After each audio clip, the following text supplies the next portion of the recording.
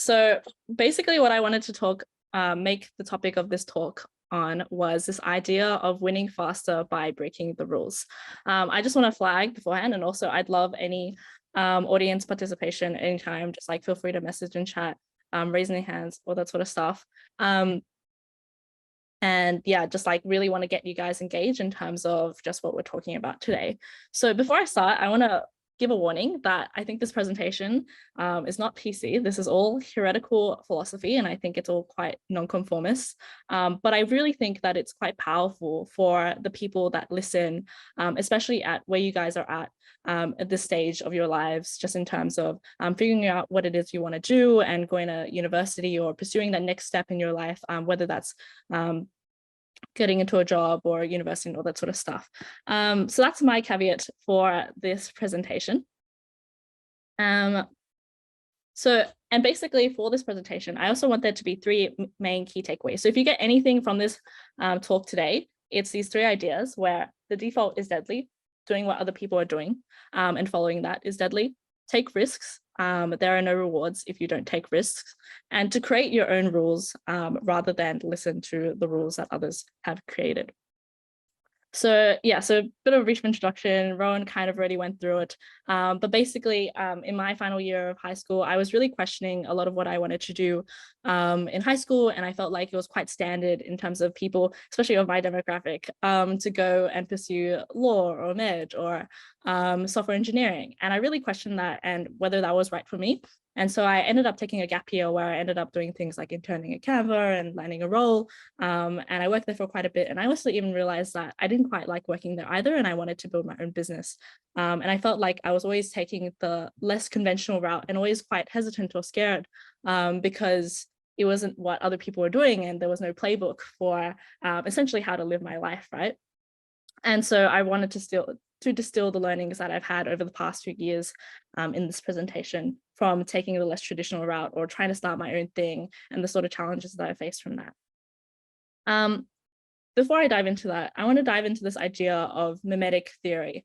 So I think one of the most important things in terms of if you want to be a leader or create impact and all this sort of stuff, and I imagine the people in this audience are all people who have those leadership qualities, who want to build something awesome or create impact in their immediate communities, is this idea to avoid or reject memetic theory. So memetic theory is this idea that humans all around us are influenced by the behavior of what other people are doing. So for example, if your friends all really want to buy like Air Force Ones or something, like, or are really interested in this brand, you might find that you're also interested in buying from that brand as well, or also want to do this thing. And it's a naturally human intrinsic quality. It's in the same way that babies, they copy the expressions of their parents, or they copy characteristics from their parents or how they speak and all that sort of stuff, because it's what everyone in their immediate circle is doing. It's only natural to do what other people are doing as well. But I think it's important to reject this idea of memetic theory because it's one of the ways that you actually truly pursue what you want to do or find what you actually want to do. I think this idea really captures the idea of memetic theory in terms of like just doing what other people are doing. These are like sort of the consequences that you can expect. And also like another consequence of like sort of being a sheeple. And I can kind of see this in a lot of my friends right now, where after high school, they decided to pursue, say, a commerce degree because they didn't really know what they wanted to do, but because their friends were all doing it. So it kind of seemed like the most natural path for them. And what I'm seeing is that they now have like sort of looked back and are reflecting on it and realize that it's not necessarily the path that they wanted to pursue, but they were kind of just doing and going with the flow. And so I think it's really important to reject this idea of memetic theory because it's at the core of like figuring out who you as a person want to do and want to pursue in your life, is to avoid what other people are saying you should do, or because it's what others are doing. And I think another idea that it's important to reject is this idea of learned helplessness. So I think in school, it's very easy to kind of go along and realize that in order to say something in class, you have to raise your hand. In order to go to the bathroom, you have to raise your hand. Like these are all very like just expected things. And I think it teaches this idea of learned helplessness when you're in school, because it teaches you this idea that like, oh, if I want to say start a business, I need to ask someone for help, or I need someone to guide me before I do it. Or if I want to start something in my community, I've never done it before. So like, how on earth could I do it, right? And I think it's really important to reject these two ideas, because it is what limits you in terms of pursuing what you want to do and also feeling like you have the ability to do it. And it leads me to this idea that doing something great, whether it's impacting your community or building something big like a business or a social enterprise or anything like that, requires courage. It requires the courage to reject like what other people are saying you should do or doing and following your own path, and it requires the courage to also reject the idea that you can't do it or that you're incapable because you haven't done it before. And I'm a huge believer of this idea that there are actually people who are less qualified than you doing the things that you want to do simply because they decided to believe in themselves. Like, for example, anyone who's started a business and all that sort of stuff are not necessarily abnormal or different people. They are people who just like started doing it. And like, you can see this kind of extend to, I know people who like, they haven't started a business, but they've always wanted to. And so what they've decided to believe is that they need to pursue an MBA before they can do that. An MBA is going to cost them 300 grand and they're going to have to spend 10 years of studying before they're actually able to do it. Whereas you have people that are 17, 18 who are starting businesses from their like phones or from their computers just because they decide to search up one day how to actually do that and pursue the steps to actually take it. And like, there are some famous examples of people who have done this as well. For example, Jeff Bezos, love him or hate him, he's also had a similar story where the internet was an emerging thing and he decided to jump on the bandwagon, didn't really know much about it, but just quit his job, researched into it, and just like kind of learned the tools and what he needed to know by doing it. Another example of this is the founder of Canva. So when she was trying to raise investment for her company, she was terrified of talking to investors. She wrote this blog article reflecting on her experiences doing that, and literally wrote that she was so nervous in the days leading up to the meeting that she made a mental deal that if she was able to successfully catch a train to get there, she would reward herself with some brownie points, even if it was a flop. And she had no experience in doing these things. So of course she was terrified. And so I think those are all natural feelings to have. And the only way to actually become successful is to surpass that feeling of fear or failure and all that sort of stuff. And I really love this quote because I think it just really encapsulates it, where my willingness to fail is what allows me to succeed. It's that concept of like, you're only like, in terms of all the shots you take, like you can only actually win if you take those shots, right? And like all of this is like kind of easier said than done, right? It's like, yes, I can tell you like, just be more courageous and you can be more successful. But how do you actually become more courageous? I think that you can actually cultivate courage. And these are the sort of ways that I believe that you can do it. So first of all, I think that self-belief is one really important thing. But I think it's also reasonable to not have self-belief if you haven't achieved things yet, which is why, and I'll circle back onto this in terms of what I mean. But I think what's really important is this idea of surrounding yourself with others. So in terms of surrounding yourself with others, we can use this idea of Memetic Theory to actually just like motivate us to do the things that we want to do. Like in terms of like, if you wanted to start a business, if everyone else around you was starting a business, well, then I would just be doing what everyone else is doing, right? And if you wanted to become an artist, just surround yourself with people who are artists, right? If you are like surrounding yourself with people who are unmotivated, who are scared of doing what they want to do, then you are naturally going to act yourself in that way. So why don't you do the inverse, right? And like, I found this with myself as well, like in terms of creating content on LinkedIn or starting my own business. These were all things that kind of terrified me. But what I've done is I decided to build my own community of founders and creators and all that sort of stuff.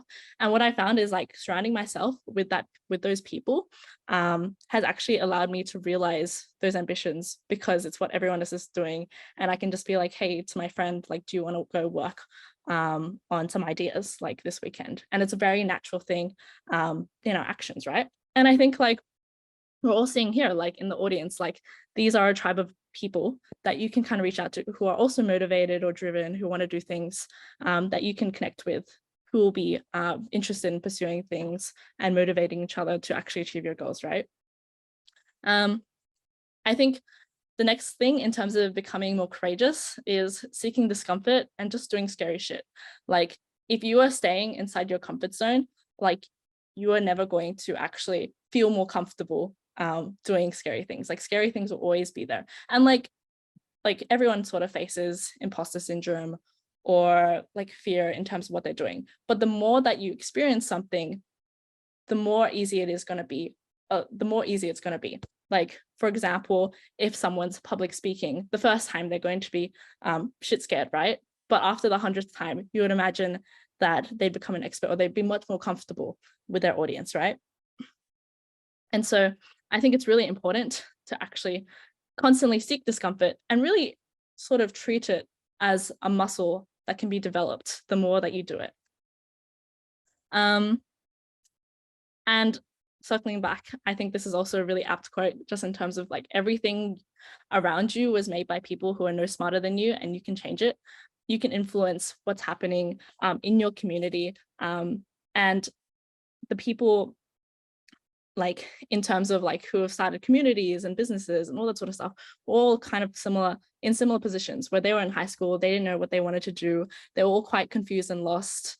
And it's a very like easy to feel scared, or like, how can I sort of reach that level of success or reach that sort of like ambition or whatever they're doing. But something that's really important to realize is that those people have had the time to go through tribulations, to experience failure, to learn from their setbacks and build up to what they are today. And I really think it links to this idea of like the inevitability of success, and that self-belief is really important to success as well. Like the more that you fail, the more that you're going to learn, and the more that you fail, the more that you're likely to succeed, right? Because the more that you're learning, the more shots that you're actually taking, I think will lead to this idea of like the inevitability of success. If you aren't putting yourself in the arena, then you basically have no chances of doing what you want to do or being successful. But if you are constantly putting yourself in the arena, constantly trying, you're going to be learning something new and that you can always apply to inevitably reach that success. So this is an idea that I am like a huge believer in. After all, like you miss all the shots you don't take, right? And I think it leads to this idea where if you inevitably feel like if you keep trying constantly, you will build up that self-belief to become more courageous well. So it's a bit of like a flywheel in terms of the more you fail, the more you learn, the more self-belief you have and the more courage you have. And you can kind of restart that over and over again to the point where you become just like quite fearless in whatever you're doing, and inevitably achieve some level of success because of actually trying and putting yourself in situations where others might not. And finally, I want to close off with this idea of creating your own rules. So I think in life, it's very easy to feel like, especially after school, that you kind of have to follow other people's rules in terms of like, there are imaginary rules all around us. The idea that you have to go to university after school is a made up rule. The idea that you have to get a 9-to-5 job is a made up rule as well, right? And I think it's realizing that after high school, like life is kind of your own playing field in terms of being able to define what you want to do, what are like the rules for success, what are the goal points and all that sort of stuff. And yeah, so I think that all rules are made up by people just before like 50, 100 years ago. whether or not that's because that's what people always did, or because for reasons of it's safe that way and all that sort of stuff. I think truly to achieve what you want to do is by making up your own rules for whatever your happiness or fulfillment is like.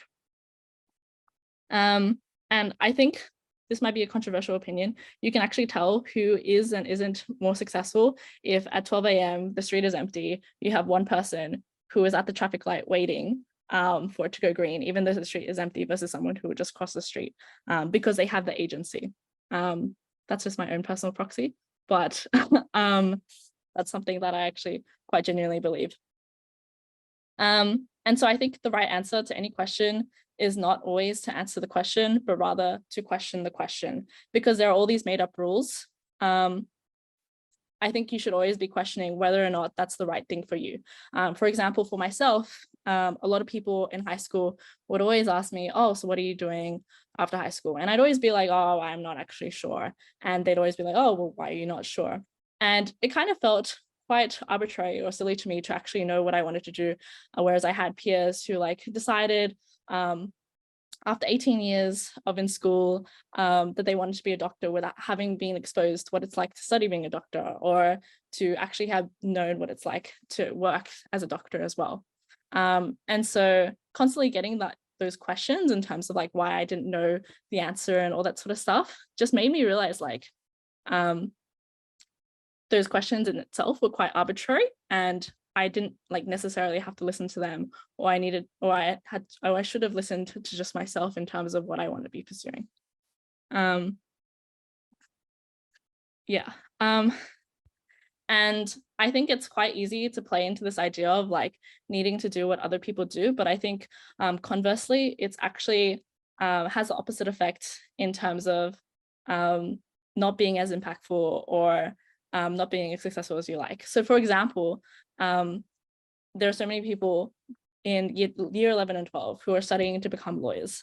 And ironically, like it's a very like prestigious role to kind of want to be a lawyer and all that sort of stuff. But if you actually do the maths, like I think there's only like maybe 500 or like 1,000 new openings for like lawyers every year, but there are like 10,000 law graduates every year from university, right? And so it's quite ironic that this goal, even though it's like seen as ambitious, is actually quite like a realistic goal. Like it's not as ambitious as it could be, right?